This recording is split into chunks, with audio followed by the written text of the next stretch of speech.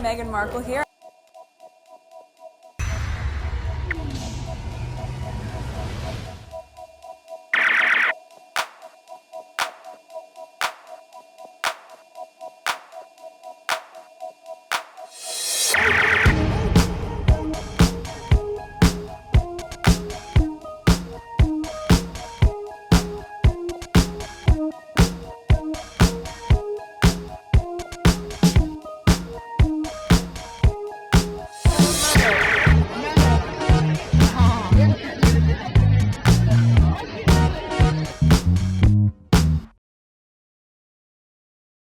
Alright, today is March 12, 2026. It is 5:02 a.m. Alright, let's go straight on Twitter because I have an hour to share as much as I can with you. This is the first tweet. It's gonna be very quick.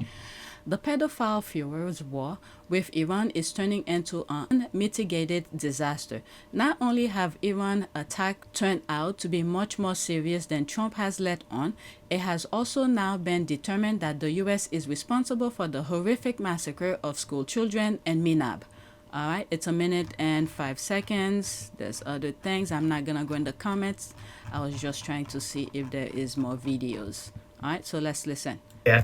We have some major Iran war news right now. The Trump administration has been caught concealing the truth on two critical topics. The first is the United States service members who were struck by Iran at a base in Kuwait. CBS is now reporting that this Iran drone strike was much more severe than the Trump administration initially let on. You had several service members die, but that's not all. Dozens suffered injuries that included brain trauma, shrapnel trauma, and burns. More than 30 are currently in the hospital as of yesterday. 20 were sent urgently to a hospital in Germany on a military transport designated as urgent and requiring evacuation. At the same time, the New York Times has just confirmed minutes ago that a preliminary military investigation conducted by the United States says the United States is at fault for the strike on the all-girls elementary school in Minab, Iran, completely contradicting what Trump said publicly. Spread the word, follow along, stay up to date on all the news you need to know about. I'll have more to come soon. I think over the weekend, some people who were on TikTok were reporting about that. What is it? The hospital in Germany was did I put it twice? The hospital in Germany shut down. They were not taking, people who were giving birth or something like that. They were not taking them. And I've shared some of these already. I mean, what will you... Trump is not going to tell the truth. Oh my God. Next one. Breaking. Again, everything that you see is going on around the world, I really despise it to the core. But the thing is that we share this earth with so many people who refuse to see reality. So what is happening here? I mean, knock on wood, I don't know anybody and myself to be affected by this, but some people refuse to see reality. This is a wake-up call for many of these people. They vote carelessly. The guy told us who he is, who he was, and what he was gonna do, but they still vote for him.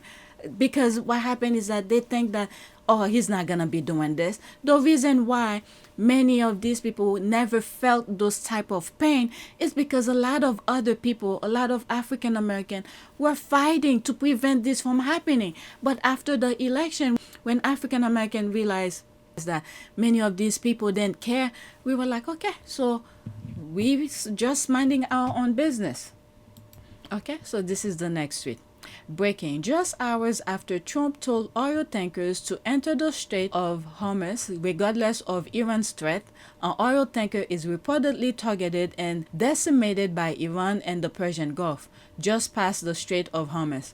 Trump's horrific advice may have just gotten people killed. Oh my God. Listen. It's just showing. Oh my God. The families. استطيع حاصره.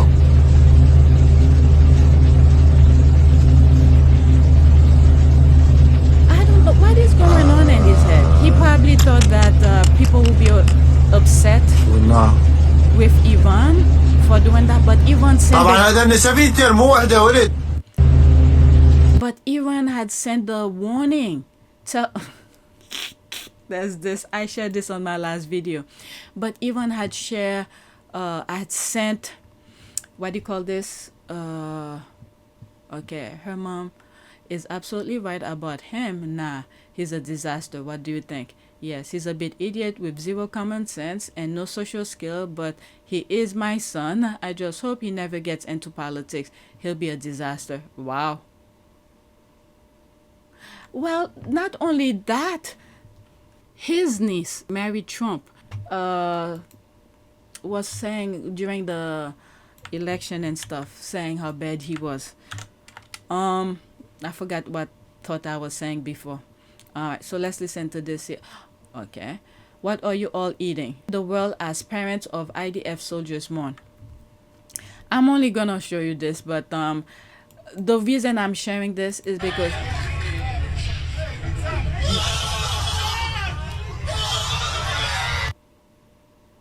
she muted. When they were killing the Palestinian, there was music. Okay, it's playing over. It's as if it was a nightlife, a rage. What do they call this? At a club, they were dancing, literally dancing. Next tweet. All right, so let's listen to this. It's 2 minutes. Yeah, I need to listen to this gentleman. All right, any more videos?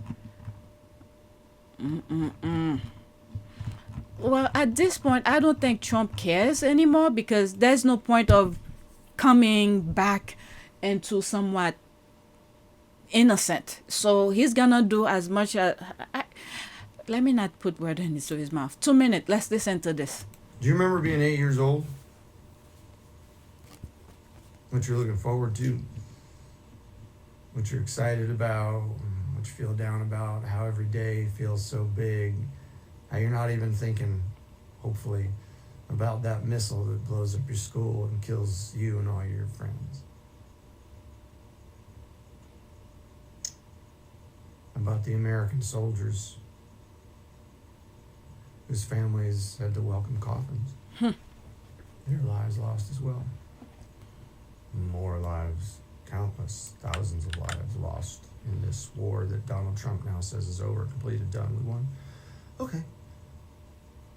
We know the human life cost, and we also know 5,000 targets hit, depleted our missile supply, spent billions of dollars. What has all of this cost gotten us? Nothing. An old man, Khomeini, who was near death anyway, has been martyred. A regime that was teetering with protests is now solidified with the hate toward America for what we have done to innocent people. That man's son is now in charge, more hardline, and just seen his family killed. What do you think he's going to spend the next couple decades doing? Donald Trump has brought destruction to innocent people, put American lives in harm's way, destroyed our international alliances, and gained nothing. And he has the gall to stand up there and say, we won something. I will never forget or forgive those who put him in power. The kind of thing that's going in my mind, if they ever caught him, that's all. Anyway, Germany. Next tweet. I'm probably gonna cut what I just said, but so I thought I shared this with you.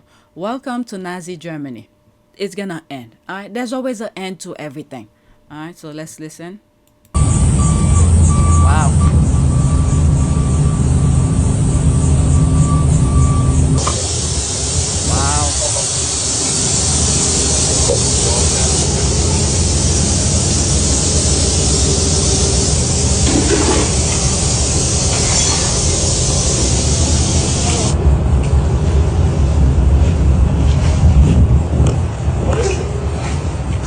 They're all books from New College.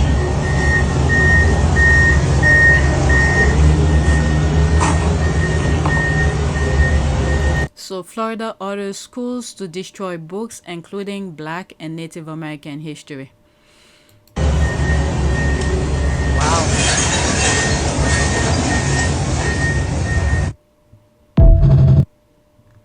And there's this here, such an international travesty. Alright, it just breaks my heart. I have made a trip to the Holocaust Museum in Washington. It is truly history repeating itself. History cannot and should not be whitewashed. And the thing is that when they started leading up to the election 2024, where they were saying they don't need banning certain books, African American books, people didn't say anything. Get me wrong, there were authors, professors, teachers were complaining, but I think I was focusing more on vast majority of other people, young people. I'm assuming young people were not really talking about it that much, but authors, people who have written books that their books have been banned, so they spoke up. Okay, so it's not everybody. And then they don't want to teach history and they're repeating it again. But I don't know. All right, Israel is planning to carry out a terrorist attack on U.S. soil so they can blame it all on Iran and attempt to get the support of U.S. citizens. We're not that stupid. We're not that stupid. It's like they're digging themselves deeper. They are digging themselves deeper. Today, U.S. politicians passed the Automatic Involuntary Draft Registration Act. So now the second you turn 18, you are automatically registered for the draft. After the false flag attack happens, they can plan to send your child to fight and die in Israel war. What the hell? Are you freaking kidding me? Well, we could give the excuse of bone spur. Wow, let's listen to this. Right now, Israel is planning a terrorist attack. They plan to carry it out on U.S. soil. And then after this terrorist attack, after they killed thousands of American citizens, they're going to blame it on Iran. This is going to be a mass casualty event, most likely a drone strike. Now, they're claiming that they're going to be blaming this on Iran, that Iran has sleeper cells here in America. Now, before I let this video of President Trump play, I want to remind you of a few things. If you guys are in a vicinity and this terrorist attack happens, it's going to be monumentally, critically important for you to pull out your cell phone and start recording. Post those videos in 3 to 6 minute increments, even if you think they are completely irrelevant. It's the people in the background. It's the onlookers. It's the items that are on the ground. You might not know it, but you have no idea what you're recording. But this is what we did at the Charlie Kirk assassination, and we went play by play, clip by clip, and all the videos combined told a huge story, and it was the complete opposite of what the mainstream media was trying to tell us. Now, also, if there's multiple of you there, one person records in 3 to 5 minute videos, upload those immediately. The next person records continuously. So after the Charlie Kirk assassination, one of the people in the crowd went around with his camera and just filmed everything he could for like an hour and a half straight, and then uploaded the full video. Make sure these are in 4K, 1080p, 60 frames per second is best. Make sure you guys got plenty of memory on your phone. If something like this goes down, you don't want to be deleting videos from your phone and having no memory. All of these things are going to become critically important. And the closer you are to like the main scene of the crime, the better. All cops, all FBI agents, every detail about everything that you guys can record, it all needs to be recorded. Now, Trump's going to go into this video and he's going to tell you that Iran has sleeper cells here in America, and that's where this drone attack's going to come from. Well, remember that. Why would you not go and arrest the sleeper cells? Like, think about this logically. We know where these terrorists are. We know that they have weapons. We know that they're plotting, they're planning, they're coordinating, they're organizing. We know all of this operation's taking place, yet we're doing nothing to stop it. When they're technically labeled as a terrorist, that means they don't have rights here in America. That means we could torture them. So you mean tell me we could go grab these Iranians, we could take them, we could torture them, we could find out where the supplies came from, where the shipment was going, where they planned to attack. If there was any other sleeper cells that they were coordinating, I mean, we could figure it all out and prevent this from happening. We could take them all down. And then we could run this huge campaign about why, what they were getting ready to do, how they're getting ready to kill us all. You could do it before it actually happens. And that would actually probably incite more Americans to want to join your war. But instead, you're going to let the terrorist attack take place, because that's what they always do. They did it on October 7th. They did it on 9/11. They did it on the USS Liberty. They've done it on the Levant affair. They've done it every single time throughout history. So when Israel carries out this terrorist attack, it's going to be monumentally critically that all Americans get on board, and this will be our chance and our opportunity to expel these people from our country. We want a 100-year ban on all dual citizen Israelis, and at least a 250-year ban, or at least a 100-year ban on anybody that ever served in the IDF. And then maybe you take it a step further, that if your grandchildren served in the, or your I don't know how, But yeah, let's just do a 250-year ban. Fuck it. So all of your children for the next 250 years never step foot on U.S. soil. Sounds like a great plan to me. What do you guys think? Show this clip from Trump. Get ready, buckle up. Terrorist attack incoming. Have you been briefed about how many Iran sleeper cells there could be inside the U.S. right now? I have been, and a lot of people came in through Biden with this stupid open border. But we know where most of them are. We've got our eye on all of them, I think. Is it dozens? They came in through the open border policies of Sleepy Joe Biden, one of the worst president in the history of our country. And we've got our eyes on all of them. But the war itself is being prosecuted at a level that nobody's seen before. It's pretty amazing to watch. What have you heard about this bulletin that some law enforcement put out about a possible Iran revenge plot in California, where there would be some kind of a boat offshore launching drones towards the being investigated, but you have a lot of things happening, and all we can do is take them as they come. The war itself is being prosecuted as well as anybody has ever seen, and this is other countries telling me too. Big countries, powerful countries, they said they've never seen anything like it. And they also agree with what I'm doing. They say it's an evil country. What else? Okay, let me finish. So Let me it won't- pause for a second. What else? Okay, after this one, I'll move to the Right next now, one. Israel is quite long before every country in the world is treating these IDF dirtbags. These dirtbags walked around shooting children in the dick. And now we take them and we allow them to come into our fucking country, to eat with us, to sit with us, to enjoy our fucking lifestyle and our riches and our fucking country. Hell no, motherfuckers. Your days of enjoying the lavish life of the Goyim, they're quickly coming to an end. Intentionally is my country, because you also attacked Lebanon too. We know that you're an IDF soldier from Israel. What the f*** are you doing in Ireland? You're not welcome in Ireland. You are not welcome in Ireland. F*** you, and I wish you... Zionists are not welcome in Ireland. Don't go in there. I'm not welcome. She's f***ing Irish. She's Irish, she's not a You're not welcome in Ireland. You're not welcome in Ireland. And make sure you tell every single one of your buddies that you're not welcome. Please do. Just make sure you get my good side, please, though, okay? This is my better side. You can take a video all you want. You're not welcome in Ireland. Zionists are not welcome in Ireland. Yes, I'm Fuck you, and Israel is on Israel. Israel is on Israel. And you're not It's really nice to call your public. I love you too. I hope. Did you just spit on me? I did. Okay. And I actually did not miss. Can you call the police, please? Whew, let's go to the next tweet. Oh, these people.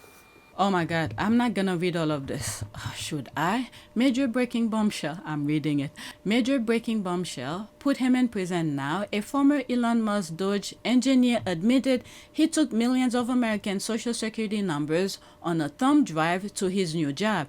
The SSA Inspector General is investigating this now. Let me be clear. This isn't efficiency. This is the largest theft of American identity data in history.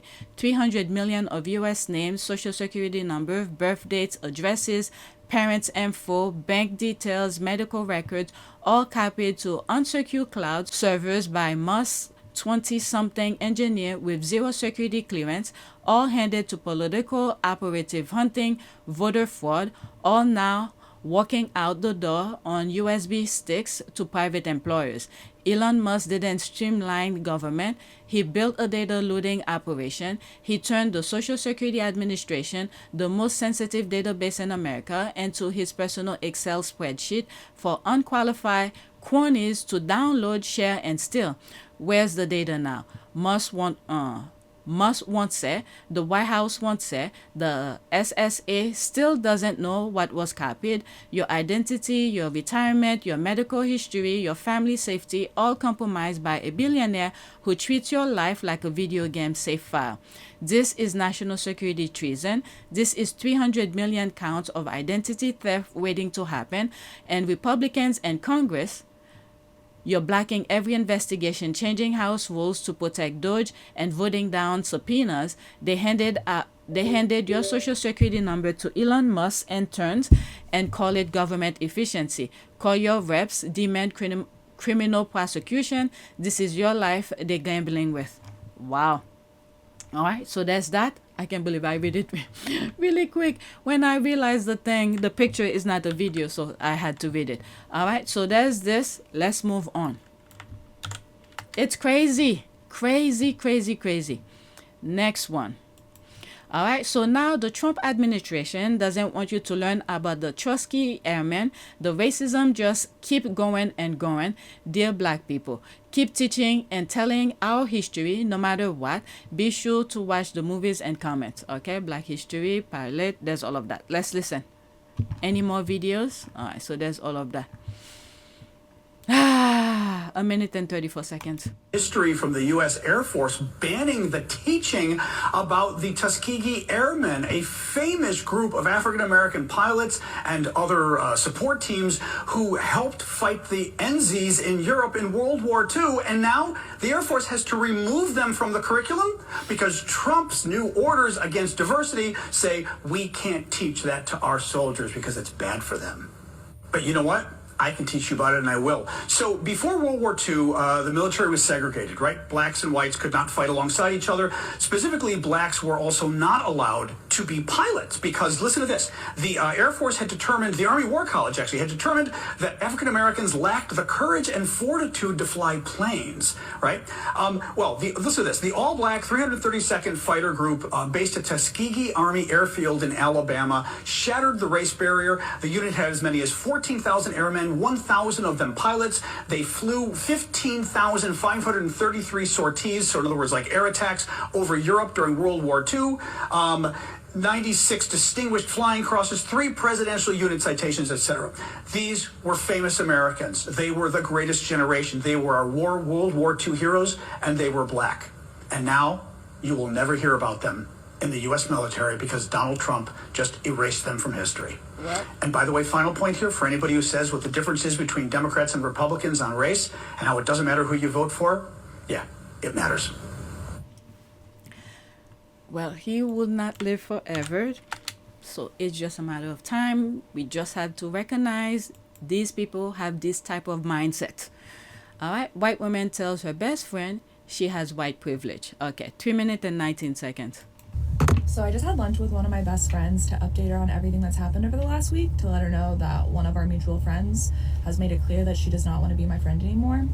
And as I'm talking to her, my girlfriend is like, I just can't imagine being like that tied to one side where I would let it affect my life the way that some people do. And as she's talking, my wheels are turning inside my head and I'm like, I know exactly what to say here. So I wait for her to stop talking and I go, can I be honest with you? And she goes, please, of course.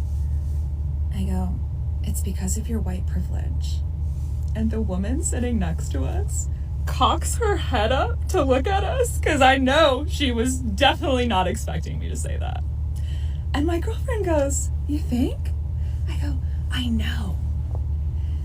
And in that moment, it made me realize that I can talk about whatever I want to talk about with my friends and they will accept it the way that they're supposed to. And if they're not supposed to accept it, then that's also the answer for me. But I could not have imagined that conversation going any better than it was. She didn't feel triggered. She didn't feel threatened. She was genuinely like, wait, really? Because I was like, yeah, you don't care because it doesn't affect you. And she was like, damn, yeah, I mean, I can see that. And so I've opened the door. I've opened the door for her to be able to consider this and think about it and ponder on it and be able to see where her shortcomings are and her blind spots. Because until we're notified where our blind spots are, we have no idea. And y'all could say that you've been saying it for years. And because I remember it. I remember people telling me that I'm operating the way that I am because of white privilege, but I couldn't see it the way that I could until right now. And the fact that my girlfriend was able to like receive that and not feel triggered in any type of way makes me feel like I'm leaving breadcrumbs in the right way that I'm supposed to. And honestly, I have all the confidence in the world to continue to leave these breadcrumbs for people because the sooner that they start picking up these breadcrumbs and following the path, they will wake up because that's what happened for me. For those that don't know, I'm Carter. I'm deconstructing my entire life right now and I'm sharing all about it online. I'm sharing about the conversations that I have with people in my life about my newfound beliefs and how I will not compromise for where my moral beliefs stand right now. And unfortunately, that means that some people in my life will not be moving forward in this next chapter. It's a painful journey, but it's one that I know will lead me into lush green pasture, because right now the path that I'm walking on is rock hard rubble. But I have seen the overlook, and I have seen where this path takes me, and I know it's worth it. And I will not stop shutting up about it, and I will never, ever be able to put the toothpaste back in the tube. Living this way is so much better, and I am really happy today, even though there is still underlying pain and shame and guilt. But I know that's not my forever, because like I said, there's a lush green pasture in my future, and I am sharing the journey to get there. So follow along if that resonates with you. Have a great day. One thing that came to mind as I was listening to her, because in past videos, I've read where some people saying, they're not there to teach people things. And I'm like, sometimes they just don't know. A few seconds to let them know whatever it is that going to through your mind, to make them see. If they don't get it, then you move on. But sometimes the way these people grew up, they don't get it unless you tell them. All right, but happy for her, she gets it and she's passing it on. Oh, there's more. What are all these? Oh my God, there's a lot. Let's start from bottom up. What is he saying now? Oh no, this is too long. When I was 13, I had an experience that changed the way I look at people for the rest of my life. Okay, maybe this one might be good to share. It's 5 minutes. Oh my God, they're so long. Let's listen. When I was 13, I had an experience that changed the way I looked at people for the rest of my life. I remember I was at the lunch table with some of my friends, and I was in the middle of a conversation. I looked over and I saw this girl that was sitting alone.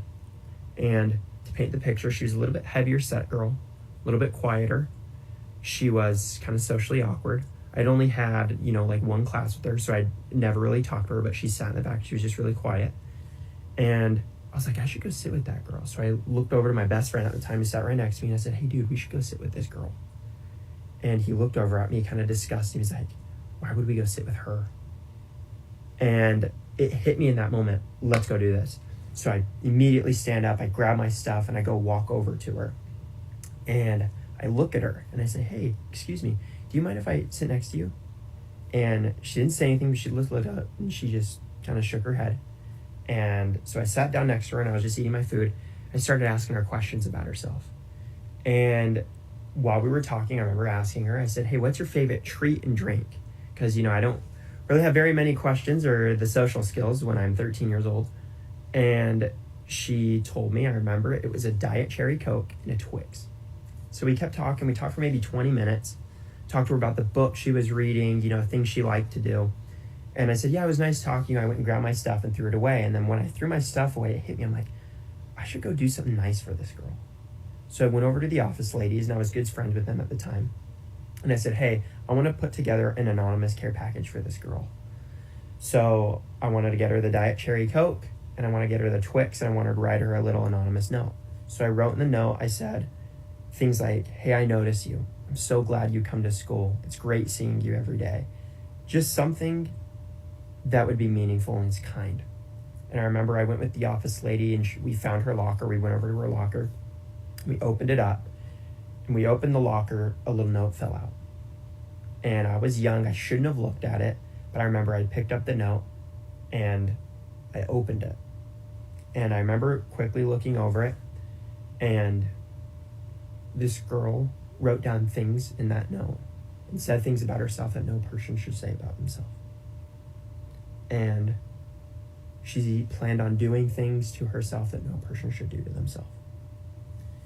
And in that moment, I didn't even know what to do. It hit me like a truck. I just sat there, and I'm like, I didn't know what to do. So I folded up the note, put it back in her locker. We put all this stuff in her locker. We shut the locker, and I just kind of sat there for a second. And it hit me. I didn't know any of this was going on. I didn't know that this girl was struggling. You could have guessed if you were mindful, but I never would have guessed it.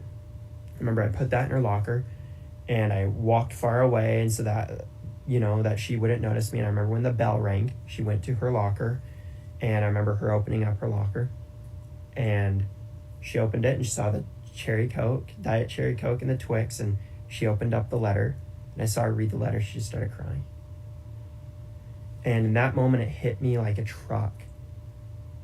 I could do this every single day and I would never get sick of it. I felt so good that doing something kind for someone, it took nothing, but it means so much to this person.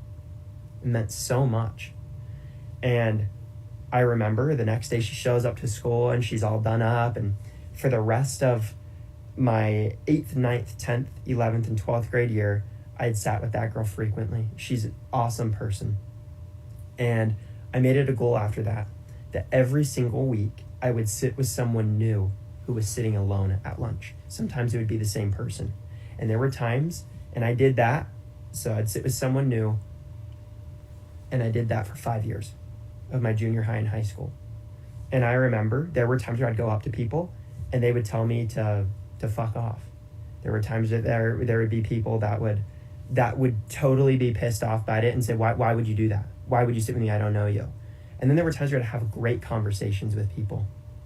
And I learned from that being kind to people and sitting with other people, not only did it help my social skills and my ability to go up and approach people and have conversations with people that didn't really want to talk to me, but it helped me so much. And what I found is that being mindful and being kind to people does so much for your soul. It makes you feel so good. This is what I think restored, it restored what I feel like is faith in humanity, really, because it makes you feel so good. And I started noticing some other people doing it too. And I ended up running for student body office because of it my senior year of high school. And I got the second most votes in the school's history because of it. And not even my own parents know this story. Most people I've absolutely never told this story to, but the reason I'm sharing this now is to hopefully inspire someone to be mindful of what's going on around you and say that nice thing to that person. Be kind to that person that needs it a little bit more. You don't know what people are going through. Be there and listen to people. Having a conversation with them means so much, and it takes so little. So for whoever that this finds, I hope it means that it inspires you to do something good. So. Well, I didn't expect this to be inspiring, so touching. I guess God was trigger him to go sit next to that young 13, lady. I had. All right, let's see this one. What is this about now? All right. Maybe after I finish with some of these TikTok videos, I'll stop. And then if I have time later on today, I'll continue recording. Okay, why isn't Taylor Swift and Zendaya considered tall and masculine like Meghan Thee Stallion? What are they talking about? Oh my God, this is something. It's mostly because Meghan sound like, okay. Let me leave that alone. I don't want to talk. What is this now? How my dad financially abused my immigrant mom. Okay, so almost 3 minutes. Let's listen to that one. Maybe someone could learn from it. I want to talk about how my dad financially abused my mom, who's an immigrant, by the way, and how my mom essentially ended up sacrificing her whole life for my sister and I. Really brief background about my parents. My mom is from Wuhan, China, and my parents met when they were working for the same company in China. So for the first 6 years of my life, we lived in Shanghai, and then after that, we moved to the US. When we moved over here, my mom was working for my dad's company, and while, despite the fact that she had an education, it wasn't really like a transferable education to the US where it would help her land a job here. At this point, my mom was completely financially reliant on my dad. Not only that, but she was living in a country where she knew nobody, she knew nothing about the city that we moved to, and she didn't have any transferable skills or education. She basically had nothing except us. For an extremely long time, my dad refused to put my mom on the house title despite them being married. And the only reason why my mom even ended up getting put on the house title finally after a long time of begging was because she told him, look, if you die, what's gonna happen to the house? The entire house is gonna be split among all of his family members, on his side of the family, cousins, siblings, parents. So he finally put my mom on the house deed. A couple years after we moved to the US, I think things got very, very bad between my parents, and my mom was about to pack everything up and go back to China. It was in the early 2000s as well, so there wasn't as much readily accessible information on the internet. The issue was, if she went back to China, she didn't know if she would ever see my sister and I again. She believed that if she divorced my dad, the court would give my dad like full rights over my sister and I. And at the time, she didn't know what to do because she couldn't have just like brought us back to China with her. She ultimately chose to stay in this marriage with my dad because she felt responsible for my sister and I. She ended up enrolling into community college. By the way, my dad completely refused to help her in any way, shape, or form. He simply dropped off my mom at the community college and told her to figure out everything by herself. My mom did really, really well in community college, ended up getting a full scholarship, and then she transferred over to a university where she also got a full scholarship there. The reason why she studied so hard and did very well in her classes is because she told me she did not want to be financially trapped by my dad. She ended up graduating, getting a really good job, and actually becoming the breadwinner of the family. Despite still being married to my dad, her education is the reason why she has the freedom to do whatever the fuck she wants to do now. And the reason why my dad can't just like treat her in a really, really degrading way anymore. When my mom reaches retirement age, she is moving back to China. I feel really sad about what my mom had to go through and endure. And I will never, ever, ever view my dad the same way again. Okay, so there's all of that. What else can I share? There was a lot of tweets here. What is that? I don't like anything that the slave master believe in. How long is this? 42 seconds. I don't like anything that the slave master believed in. Nothing. Nothing. I don't care what it is. We can take the same principles and call it something else. Them folks didn't want us on earth. Why in the hell would they give us the key to heaven? It don't make no sense. They never gave us anything that was good. So I'm not saying that it's not right if it's right or wrong, but what I am saying, the same way that we sit up and judge people. Yes. And ain't done no research, ain't transcribed, yes, ain't went overseas to get those scrolls to make sure that they didn't put their own ideology in those things. Yes. Those people have lied about everything, Jay. Yeah. And it has been used as a mechanism, bro. Like, I don't like anything that the slave... reading. I'm sure the comments will be... All right, just read. Next one. All right, what else? How long is this? 7 seconds, so forget that one. This one is a minute. Black man says the only reason black people don't vote Republican is because Republicans are racist despite both sharing the same opinion. The only reason black people don't vote Republican is because Republicans are racist. Black people are one of the most conservative groups in the United States, despite having a lot of not conservative issues, but I will digress because they'll chew me if I point that out. Republicans really just are racist a lot of the time in their messaging to black people, and they lose a lot of black support that way. But a lot of black people hold the same views towards gay people, towards women, frankly, towards everybody. And this is also the case with a lot of immigrants. And I don't know how they haven't really realized that or if they really care, but black people only vote Democrat because Democrats are just less racist publicly. And we can obviously get into, well, everyone's racist. Yes, everybody in the world, in the United States, is racist in some capacity. Like, not you're a racist, but for the sake of conversation, everything is racist in some way, right? So race becomes like a non-issue in that sense. But conservative racism is very, very profound and very, very unique than democratic racism. And it's more in your face. And it's like, okay, yes, there's a place to appreciate someone telling you what they are, but there's also a place someone calling you like ghetto ape LaQuisha. Like, it's just kind of icky. Okay. Okay, I'm done with this. Let's leave that alone. I started with this and there was a whole bunch. Maybe I'll do all the recording and then I'll cut the videos into different parts.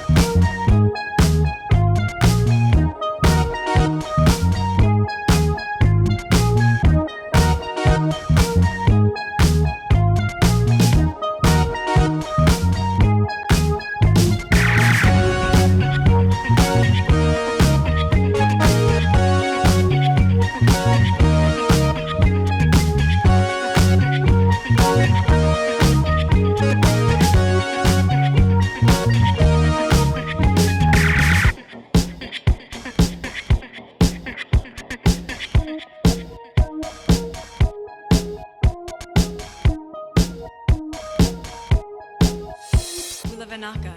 It is a great privilege to be with all of you today.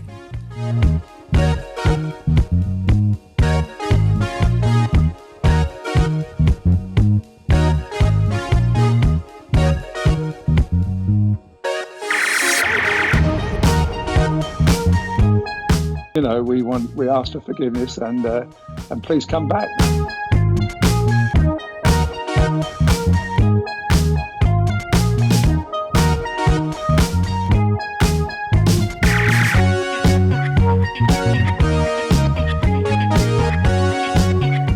As you saw me find the love and happiness that I'd hoped for all my life.